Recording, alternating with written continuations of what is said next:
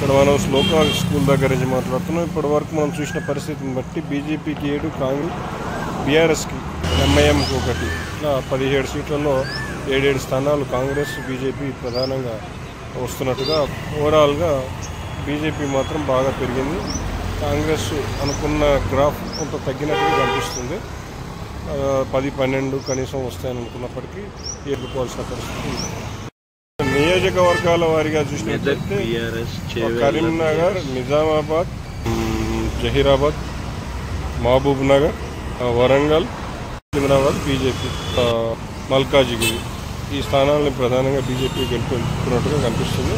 అదేవిధంగా కాంగ్రెస్ చూసినట్లయితే నల్గొండలోని 2 స్థానాలు, నల్గొండ, భువనగిరి, అదేవిధంగా మహబూబాబాద్, ఆ తర్వాత ఆదిలాబాద్, పెద్దపల్లి, నాగర్ కర్నూలు, హైదరాబాద్ ఉన్నట్టయితే ఎంఐఎం గెలుస్తున్నట్టుగా మనకు సమాచారం.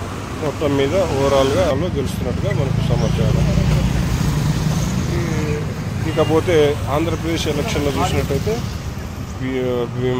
ఎన్డీఏ కూటమి టీడీపీ, జనసేన, బీజేపీకి సంబంధించిన అభ్యర్థులు ఎక్కువ శాతం పోలైనట్టుగా కనిపిస్తుంది. ఇక్కడ ఎన్డీఏ కూటమి అధికారంలోకి వచ్చేటట్టు కనిపిస్తుంది. జగన్కి కాస్త తక్కువ వచ్చినప్పటికీ ఒక 80 సీట్ల వరకు వచ్చే అవకాశం కనిపిస్తుంది. మొత్తం మీద ఓటమి అంచులో జగన్ ఉన్నట్టుగా కూడా తెలుస్తుంది.